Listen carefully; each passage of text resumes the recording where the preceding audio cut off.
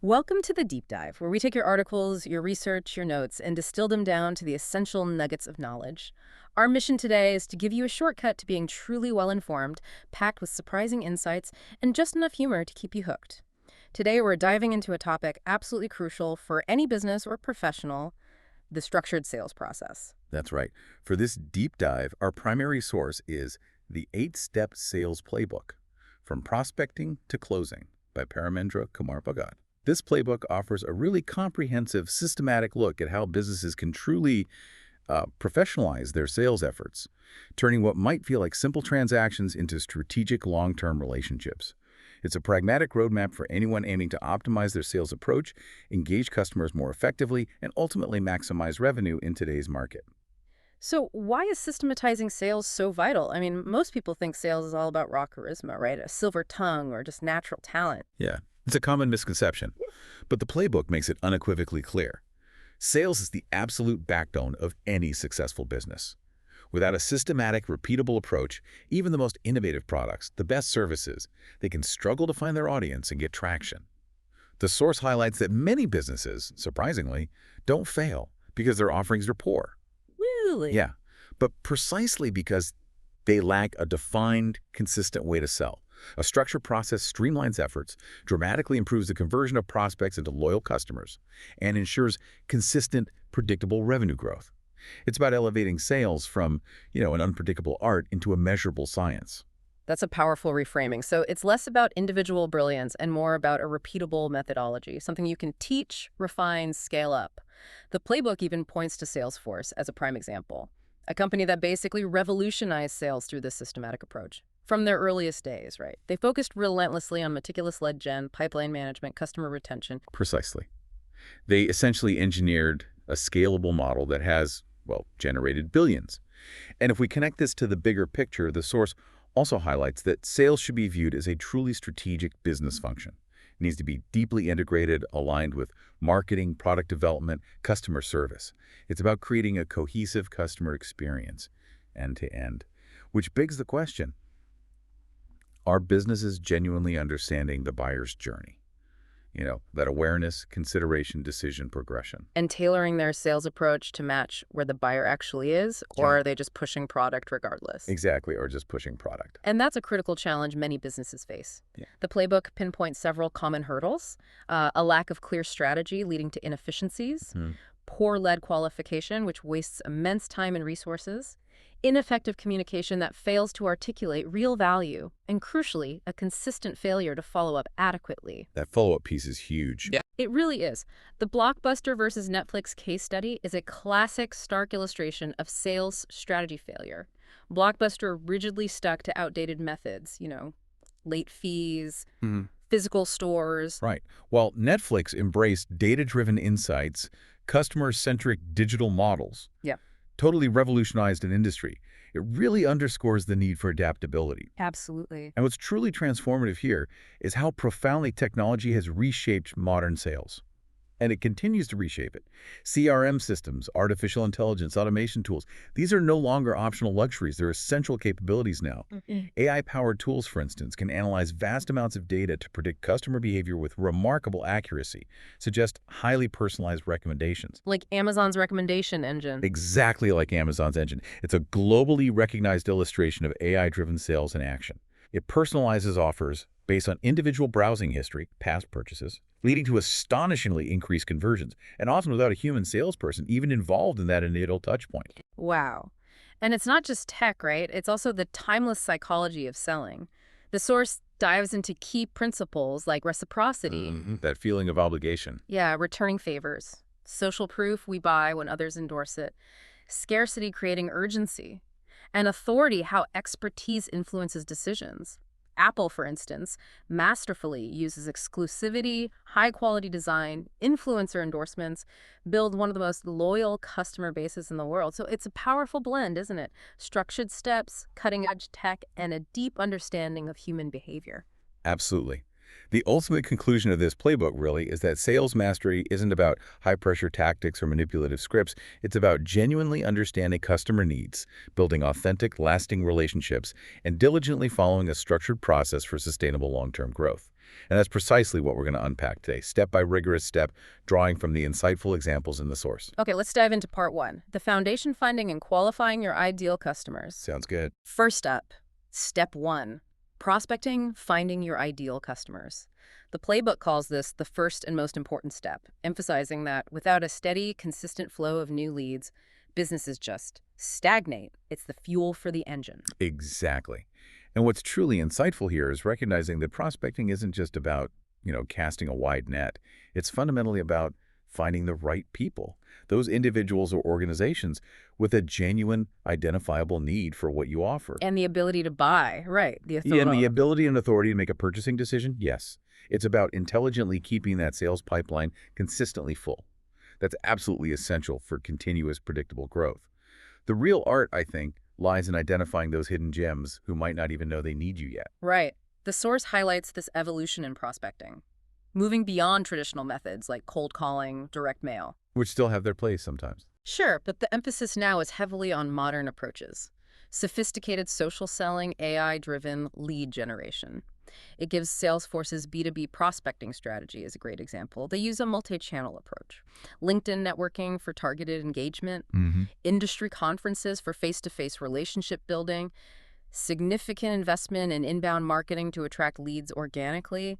Key takeaways from Salesforce: AI-driven lead targeting, personalized outreach, leveraging multiple channels, and continuous follow-up with automated email sequences. Okay, so how does this translate into actionable steps for you, our listener? What are the key prospecting methods highlighted that you can realistically implement right away? Well, first, we have cold calling and emails. Often seen as old school, maybe, but still powerful when done right. The playbook emphasizes direct outreach, but with a strong focus on personalization and conciseness. It's not brute force. It's intelligent, targeted communication. Tips include really researching prospects before reaching out, focusing your message on value, not just features, crafting compelling subject lines. Will they actually get opened? Exactly. And implementing consistent, but definitely not aggressive, follow-up. Second, social selling. This is rapidly becoming indispensable. It involves actively engaging with prospects on platforms like LinkedIn. The source cites a significant LinkedIn study. 78% of social sellers actually outperform their peers who don't use these platforms. That's huge. 78%, wow. Yeah. Successful reps use LinkedIn to share valuable content, engage meaningfully in comments and DMs, build rapport, and consistently showcase their industry expertise, positioning themselves as thought leaders. Third, networking events. Still incredibly valuable for meeting face-to-face. Industry conferences, trade shows. Unlike purely digital outreach, these in-person interactions allow for immediate relationship building, often generate higher quality leads too. HubSpot's event strategy is a prime example. They host free workshops, sponsor events to attract interested business owners already seeking solutions. It's about being where your ideal customers are. Ready to connect. Ready to connect. And finally, inbound marketing. This focuses on using valuable content, blogs, ebooks, webinars, videos to attract leads organically to your brand. HubSpot's content marketing success is a textbook example, generating thousands of leads monthly through SEO-optimized blogs, free educational resources, smart email capture, nurturing those leads over time, being a trusted resource. But the real game changer, as you mentioned, is the tech. Specifically AI in prospecting. The playbook talks about AI chatbots qualifying leads automatically, AI-driven email personalization tailoring messages at scale. Predictive analytics scoring leads based on likelihood to convert. Right. Amazon's AI recommendation engine, again, a powerful testament. Analyzing behavior, purchase history, proactively targeting customers with personalized offers that leads to massively increased conversions. It's leveraging data to be proactively relevant. Okay, but what about the pitfalls? The common mistakes in prospecting that waste time and resources? Good question. The first common mistake is definitely targeting the wrong audience, casting too wide a net, reaching people unlikely to be interested. The solution: develop a very clear, precise, ideal customer profile, ICP, and rigorously focus your efforts only on those who genuinely match. Precision is key. Makes sense. What else? Second mistake: a lack of personalization. Generic, templated messages, they just get ignored. Solution: thoroughly research prospects and tailor every outreach message to their specific needs, challenges, interests. Show you've done your homework. Right, show you care enough to personalize. Exactly. Third, and this is a big one, not following up. So many opportunities are lost because reps give up after 1 or 2 attempts. Solution: Implement a structured, consistent follow-up sequence. Keep in touch without being aggressive. Provide value at each touch point. Intelligent persistence. Intelligent persistence, I like that. And finally, ignoring data and metrics. Relying solely on intuition. Recipe for inefficiency. Solution. Meticulously track engagement metrics, open rates, response rates, conversions to continuously optimize strategies based on what's actually working. Data doesn't lie. So the key takeaway from prospecting, it's the foundation. Combine traditional and modern methods, use AI smartly, avoid those common pitfalls. Quality over quantity, basically. Precisely. Quality over quantity. Okay, that leads us nicely into step 2, qualification. Right. If prospecting fills the pipeline, qualification ensures what's in the pipeline is actually worth pursuing. The source says it plainly. Not all prospects are created equal. This means rigorously assessing a prospect's likelihood to become a paying customer, focusing your efforts where they matter most. And for you, the listener, this means a huge increase in efficiency, better conversion rates, and an optimized sales pipeline overall. The playbook mentions HubSpot's qualification process. They use frameworks like BANT, but the real genius is how they adapt and blend it with modern insights. They prioritize based on nuanced signals, beyond just the basic BANT criteria, assessing resources, decision-making power, alignment with their solutions, and readiness to buy soon. Yeah, the frameworks are key. What's fascinating is the variety outlined for qualification. Each brings rigor to the process. The first, probably most widely used, is BANT: budget, authority, need, and timing. Developed by IBM, it's foundational. Example, a SaaS company selling project management software. If a prospect has the budget, is the decision-making authority, has a clear need, and the timing is right, plans to buy soon, they're highly qualified. Prioritize them. Makes sense. What are the others? A modern alternative is CHAMP: challenges, authority, money, prioritization. This puts more emphasis on the prospect's core business challenges. Think of a cybersecurity firm. A company just had a data breach. Big challenge. The CISO is the authority looking for a solution. They have money, budget. Cybersecurity is a high priority. That lead is exceptionally qualified. It's about finding problems you can solve. Got it. Problem focus. Exactly. And for more complex B2B sales, there's MEDDIC. It's an advanced framework. Metrics, economic buyer, decision criteria, decision process, identify pain, champion. It goes deep. Understanding quantifiable benefits, who the ultimate economic buyer is, their decision criteria, the exact procurement process, their specific pain points, and who inside will champion your solution. An enterprise software provider might use MEDDIC for a big manufacturing company wanting to cut production costs. CTO is the champion. Structured procurement process. Prime target. MEDDIC helps uncover every angle. And again, technology plays a huge role here too, right? AI enhancing lead qualification. Absolutely. Predictive lead scoring AI analyzes historical data to forecast who's most likely to convert. Chatbots can pre-qualify leads automatically based on set criteria, freeing up reps. AI-driven insights help understand complex customer behavior. Salesforce's AI-powered CRM, mentioned again, ranks leads by likelihood to convert. Lets reps focus time on the most promising opportunities.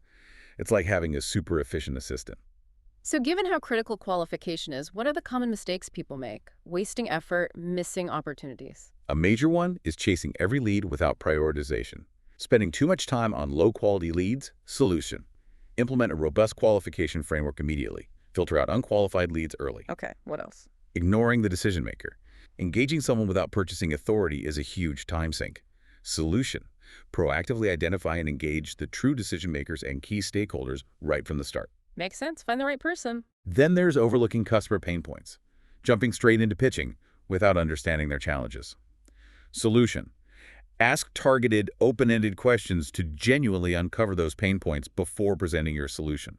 Your solution needs to address their problem. Right. Solve their problem. Don't just sell your product. Precisely. And finally, poor timing assessment. Engaging prospects who just aren't ready to buy leads to frustration. Solution: use strategic lead nurturing. Stay in touch, provide ongoing value until they are ready. Don't force it. Patience, informed by data.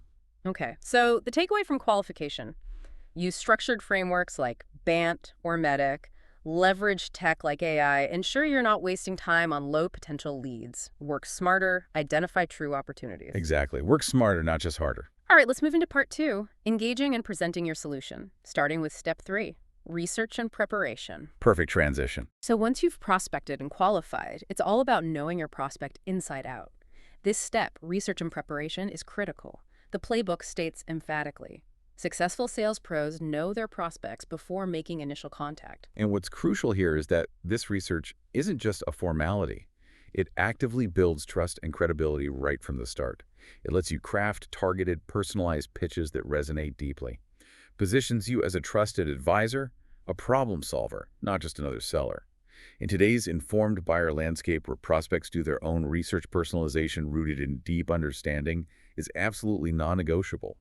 If you don't know them, why should they trust you? Makes total sense. The source gives IBM's research-driven sales approach as a prime example. Meticulous preparation. IBM equips its teams with detailed reports, industry trends, company performance, pain points. They analyze financial reports, press releases, company data, assess competitive positioning. Imagine walking into a meeting with that level of insight. It completely changes the dynamic. You're ready to offer solutions, not just products. So how can you, our listener, emulate this thoroughness in your research methods? Well, the first method is using CRM tools. Your customer relationship management system is your digital brain for prospect info. Tracks past interactions, purchases, notes on preferences, follow-ups. Salesforce CRM is highlighted for enabling real-time tracking. Ensures continuity and personalization. Okay, CRM is key. What else? Second, LinkedIn and social media. These are gold mines for insights on decision makers. Job titles, career history, recent posts, mutual connections. The playbook gives a great case study. A sales rep used LinkedIn, saw a prospect attended a specific conference. Mentioning that on the call led to a much better conversation and a sale. Find those personal hooks. Demonstrate genuine interest. Exactly. Third, analyzing competitors. Prospects are comparing solutions. You need to understand the landscape. Visit competitor websites, read customer reviews, strengths, weaknesses, use competitive intelligence tools, the cloud storage provider example. Analyze the competitor's weak customer service, highlighted their own superior service and pitches, increase conversions, know your competition to highlight your edge. Right. And then there are the advanced techniques, data analytics, AI. Yeah, stepping it up. Tools like Gong.io analyze sales calls for data-driven recommendations on improving outreach. Sales intelligence platforms like Zoom Info provide detailed company insights, contact info, real-time updates. Market trend analysis is crucial too. The fintech company example adjusted its sales approach during the pandemic to align with rising demand for digital payments. Connect your message to current industry needs. Often before the prospect even voices them. Precisely. Be proactive. So what are the common research mistakes to avoid? Good question. First, relying only on surface-level info. Just looking at the About Us page isn't enough. Solution. Dig deeper. Press releases, earnings reports, leadership interviews. Get a comprehensive understanding. Okay, go deeper. Second, not researching the decision maker. Engaging someone without knowing their authority or role is a critical error. Solution. Identify all key stakeholders, understand their individual roles and influence, navigate the internal power structure. Got it. Who holds the power? Third, ignoring competitor offerings. Not addressing how you compare leaves a huge gap. Solution. Conduct a competitor SWOT analysis, strengths, weaknesses, opportunities, threats. Proactively position your solution to highlight your unique advantages. Differentiate yourself. Know your hedge. And finally, not updating research before meetings. Using outdated info instantly erodes credibility. Solution. Always refresh your research right before engaging. Check for latest developments, news, changes impacting their business. Things change fast. Very true. So the key takeaway here, thorough, dynamic, continuously updated research is the bedrock of personalized, compelling pitches. Leads to higher conversion rates, stronger client relationships. Absolutely foundational. Which leads us perfectly to step 4, approach making the first impression count. Right. With all that research done, qualified lead identified, now it's time for the approach, making that first impression count. The playbook emphasizes this initial contact isn't just a formality. It sets the tone for the entire sales process, determines if an opportunity even materializes. And this really matters because people form strong impressions in seconds, right? Yeah. The source dives into the psychology of first impressions. It's fascinating stuff. Yeah, the primacy effect. We remember the first info encountered most. Those initial words are critical. Reciprocity. Give value up front. People feel obligated to return the favor. Provide insights early. And the halo effect. A positive first impression influences perceptions of everything else. Start strong, everything looks better. It's a powerful cocktail of human biases. And Gong.io's email approach example really illuminates this. They analyzed thousands of sales emails, found personalized subject lines increased open rates by 22%, clear, benefit-driven openings got higher response rates, and short emails 50 to 125 words perform best. Data-driven optimization, Not just guessing. not guessing. And their approach in action contrasts the generic, "I'd love to schedule a quick call," with something personalized and value-driven. Like, saw your LinkedIn post on scaling sales teams, wanted to share a case study about how company X increased their close rate by 30% using our insights. Immediately shows research, offers tangible value, harder to ignore. Definitely. So what are the most effective approaches for that first contact?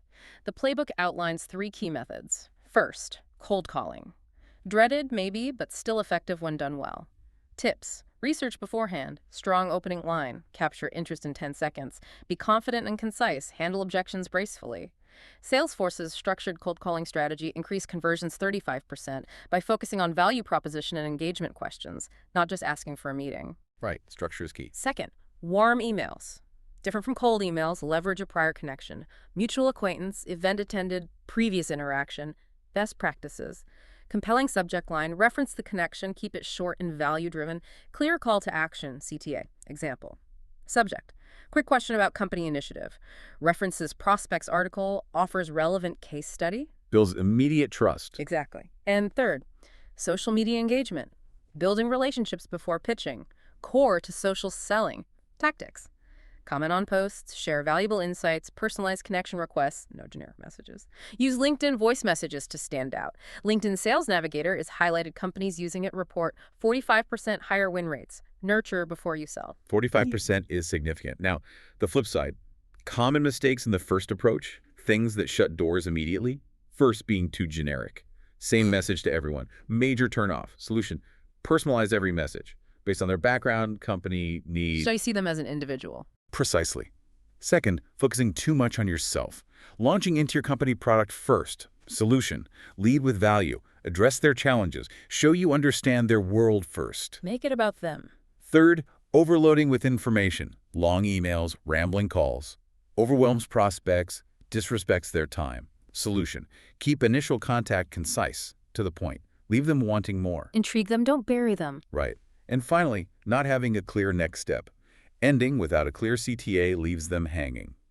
Solution, always suggest a clear, easy next step. Quick call, short demo, email with relevant info. Make it easy to say yes to the next step. So, mastering the approach. Leverage research, embrace personalization, craft value-driven outreach, create strong first impressions that open doors. That's the goal. Open those doors. Okay, doors open. Now for step 5, presentation and demonstration selling the right way. The pivotal moment. Exactly. The playbook says this is the decisive step determining conversion, where all prior efforts come together. And what's fascinating here is that a great presentation isn't just a product walkthrough.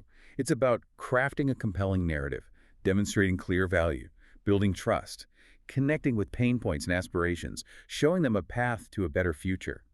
You're selling a transformation, not just a product.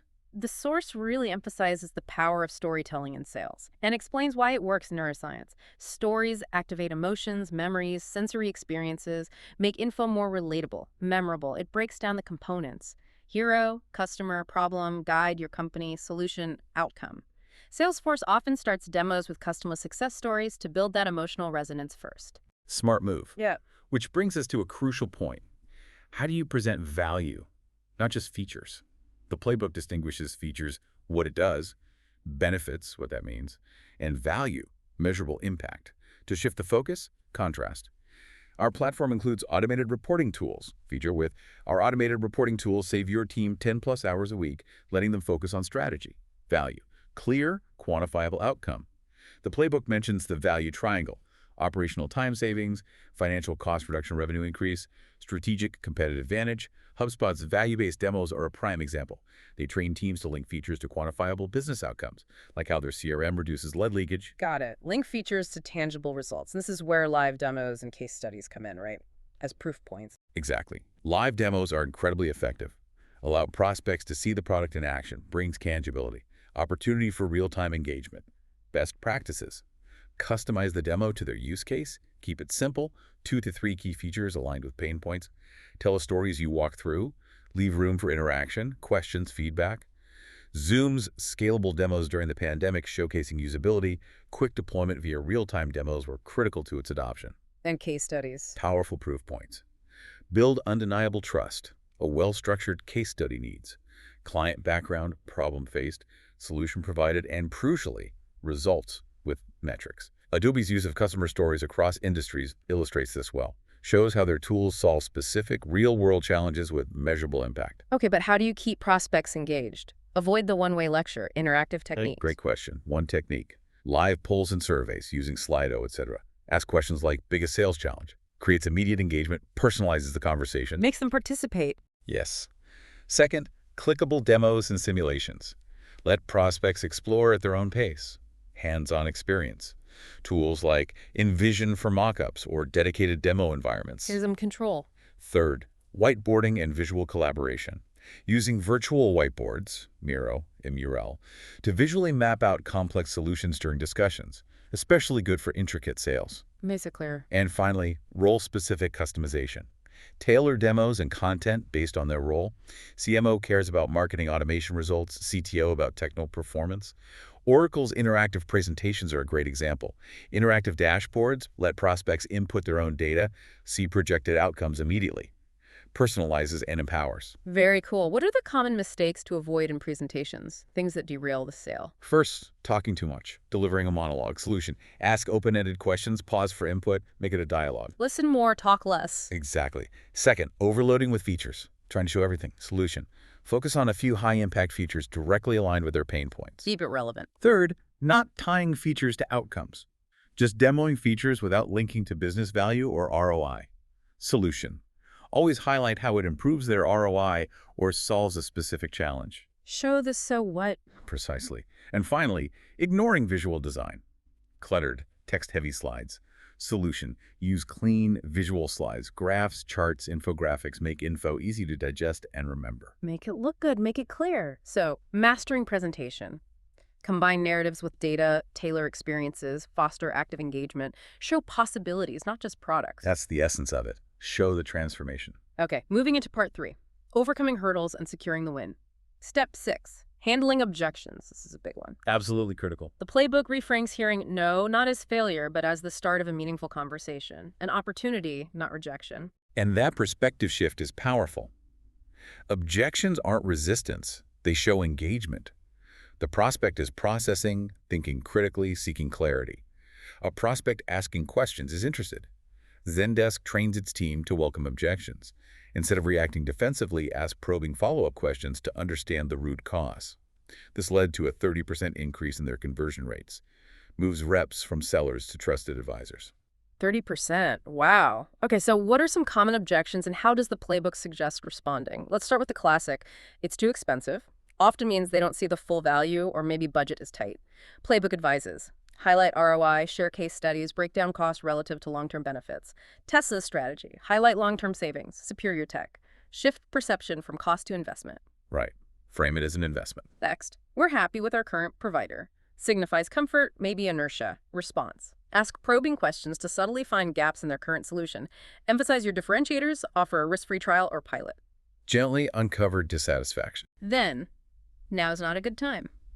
Often about timing or priorities. Response. Clarify the real reason. Offer to reschedule. Potentially emphasize the cost of inaction, what they lose by waiting. Understand the why behind the not now. And finally, I need to discuss this with my team. Means they likely need internal buy-in. Response. Offer materials for sharing, ask to be part of the next conversation, inquire about their decision process to better support them. Help them sell it internally. Mm-hmm. Okay, so how do you truly listen and empathize when an objection comes up? The playbook stresses active listening techniques and genuine empathy.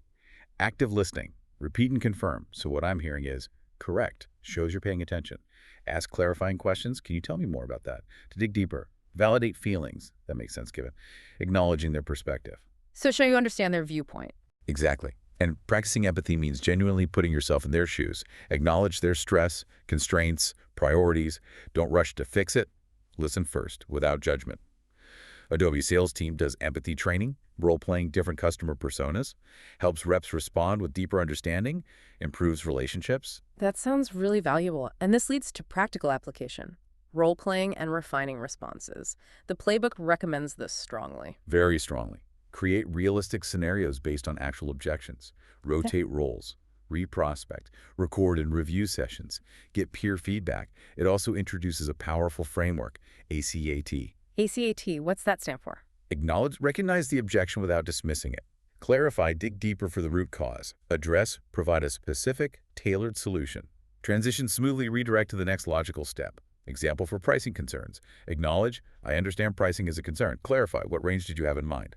Address, we offer flexible plans. Many clients find it pays for itself. Transition, review the ROI model together. Got it.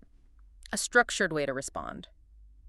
What about common behavioral mistakes when handling objections? First, getting defensive. Reacting emotionally shuts down dialogue. Solution, stay calm, listen, seek to understand. Keep your cool.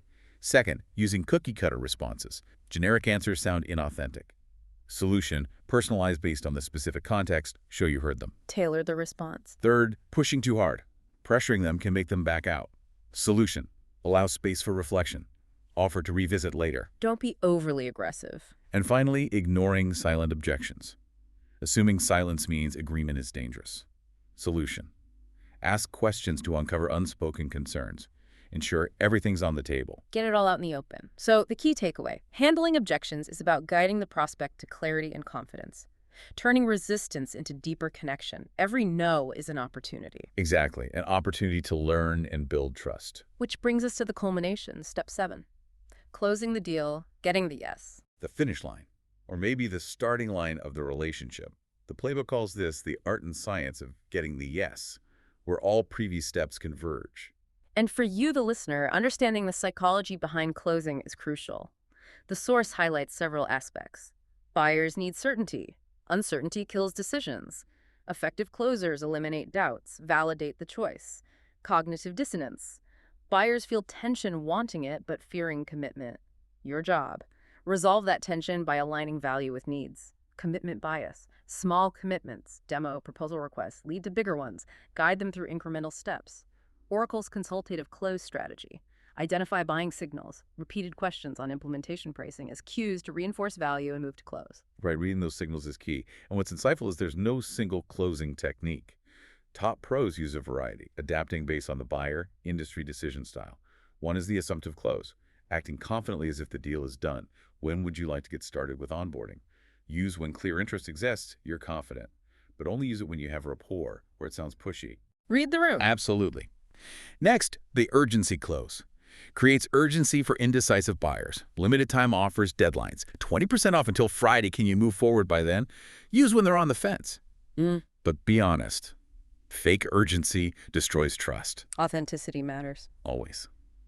Then, the summary close. Recap key benefits, align them explicitly with their stated goals.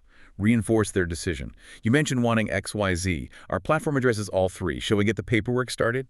Effective for reassurance. Remind them why they wanted it. And finally, the question close.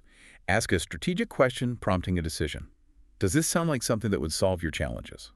Useful for getting more input or having them vocalize agreement. Let them own the decision. Okay, but what about those dreaded last-minute hesitations? Often fear-based, right? Fear of change, cost, failure. Exactly. When that happens, first, acknowledge the hesitation without dismissing it. It's normal.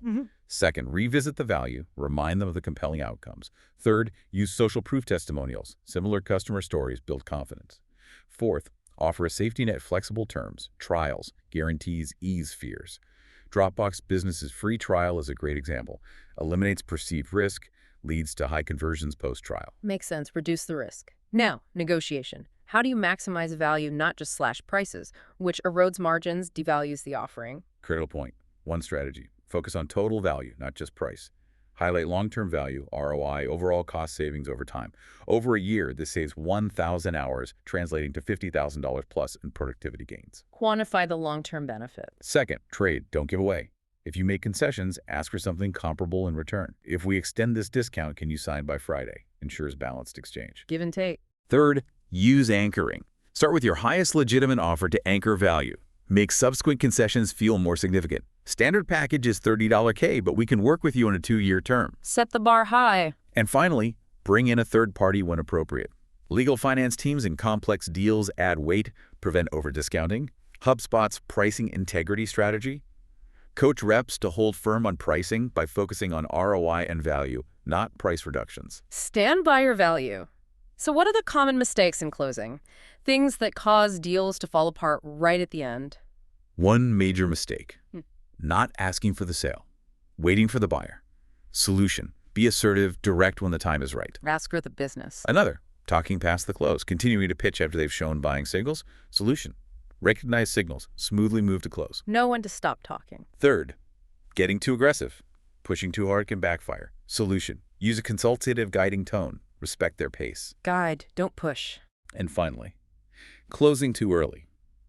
Trying to seal the deal before all objections are handled, before they're truly confident. Solution: ensure all concerns are addressed before asking for commitment. Make sure they're ready.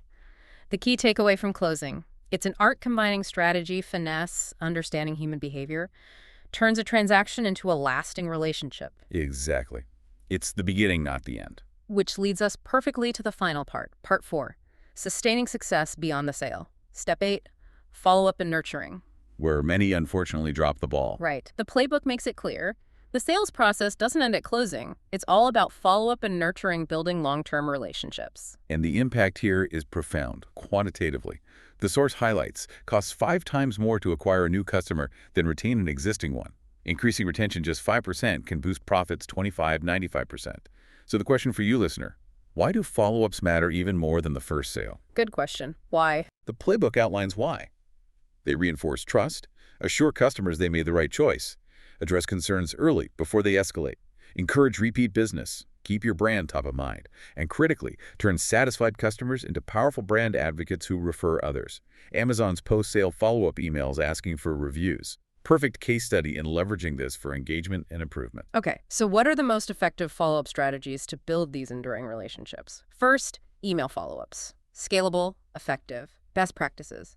Immediate thank you email post-sale, onboarding resources, guides, videos, regular check-ins, 7, 30, 90 days, consistently sharing valuable content aligned with their needs. A SaaS company's 3-part post-sale sequence, thank you, setup guide, success story, significantly improved activation and retention. Structure makes a difference. Second, follow-up phone calls, adds that crucial personal touch, allows for real-time, nuanced interaction, strengthens trust. Tips: ask about onboarding, offers support training, actively listen to feedback. The cybersecurity firm example. Reps call new clients within a week, uncovering integration challenges early. Proactive problem solving. Third, social media engagement. Interact on LinkedIn, Twitter. Keeps the relationship active, visible. Strategies: like comment share customer posts, tag them in relevant news, celebrate milestones. B2B companies like Drift. HubSpot engage clients on LinkedIn, strengthening relationships, increasing visibility. Keeps the connection warm. And fourth, personalized check-ins. Beyond automation, go the extra mile. Birthday anniversary notes, reach out after relevant industry changes, share a tailored resource based on a past conversation. Shows you're really paying attention. Okay, so how do you move beyond retention to turning one-time buyers into repeat customers and passionate advocates? One strategy: create loyalty programs, reward repeat purchases, discounts, exclusive access points. Starbucks Rewards is a prime example. Increases lifetime value. Incentivize loyalty. Second, offer upsells and cross-sells. Use data AI to intelligently recommend complementary product services addressing evolving needs. Shopify merchants use AI to recommend related products post-checkout, increasing average order value. Smart recommendation. Third, build a community. Invite customers to webinars, user groups, online forums. Connect with other users, share best practices. Salesforce's Trailblazer community fosters loyalty by providing a platform to connect, learn, grow. Creates belonging.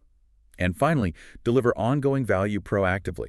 Educational content, industry insights, product updates that genuinely benefit them beyond the initial purchase. MailChimp's newsletters with marketing tips help users get more value. Keep providing value, and this leads to leveraging customer feedback for growth. Not just collecting it, but acting on it. Absolutely critical for continuous improvement. How? One way: conduct surveys, NPS, CS8, for structured feedback. Another: set up robust feedback loops. Ensure feedback is shared across sales, product, customer success teams for action. Some use dedicated Slack channels for customer feedback, allowing product teams to prioritize quickly. Also, host user interviews. Speak directly for deeper qualitative insights. A tech startup schedules monthly interviews to learn how their tool is used in the real world and critically acknowledge and act on feedback. Customers appreciate when input leads to real change. Canva highlights user-requested features and releases, building immense trust. Close that loop. Show them they were heard. What are the common mistakes in follow-up and nurturing that undermine loyalty? First, over-automation. Relying entirely on generic templates makes customers feel like numbers. Solution: personalized communications based on their behavior, preferences, journey. Keep it human. Second, inconsistent follow-ups, dropping off after the thank you. Missed opportunities. Solution: maintain a regular planned schedule for meaningful contact. Stay top of mind. Stay consistent. Third, ignoring feedback. Collecting it is useless if you don't act. Solution: create systems to turn insights into improvements and communicate those changes back. Act on what you learn. And finally, focusing only on new sales. Prioritizing acquisition over nurturing existing customers is costly. Solution: balance acquisition and retention. Recognize the immense value of your current base. Don't forget your loyal customers.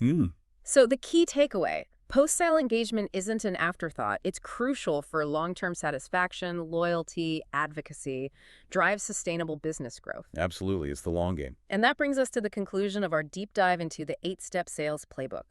We've covered everything from finding and qualifying customers to researching and approaching, presenting, handling objections, closing, and building those long-term relationships. What's truly fascinating, I think, is the emphasis that sales mastery isn't just a static role or a set of tactics. It's a dynamic, evolving craft. Yeah. Demands discipline, understanding people, strategic thinking, and a relentless focus on creating tangible value. A journey, not a destination. So, as you look to implement these strategies, what does this all mean for your sales efforts? The source recaps the 8 steps: prospecting, qualification, research and preparation, approach, presentation and demonstration, handling objections, closing, follow-up and nurturing, and highlights critical mistakes to avoid: skipping steps, talking more than listening, lack of personalization, overpromising, neglecting existing customers. And how do you continue refining your process after mastering these steps? The source suggests pathways: continuous learning, reading books like The Challenger Sale, spin selling, leveraging technology, CRM, AI, conducting win-loss analyses, understanding why you win and lose, seeking coaching, and crucially, staying customer-centric, always asking, how can I make this more valuable for them? The ultimate call to action from this deep dive: take consistent, focused action. Don't just absorb, apply it. Build your own personalized sales playbook templates, schedules. Set SMART goals: specific, measurable, achievable, relevant, time-bound. Track your key metrics relentlessly. Lead to opportunity, opportunity to close, average deal size, customer lifetime value. Practice relentlessly role-playing, feedback, and stay curious and resilient. Because as the playbook says, every no truly gets you closer to a yes. And connecting this to the bigger picture, the journey to sales mastery is never really complete. It's an ongoing evolution. It's about becoming a genuine problem solver, a trusted trust builder, a consistent value creator. Great salespeople don't just close deals, they build enduring bridges. They don't push, they thoughtfully guide. They don't simply convince, they empower others to achieve their own success. So as you reflect on these 8 powerful steps and the insights we've shared, consider this provocative thought. In a world filled with problems and a sales landscape constantly evolving, what specific problem are you ready to solve for your customers, and what lasting, transformative value are you prepared to create, knowing that true sales mastery is ultimately about empowering others to achieve their success?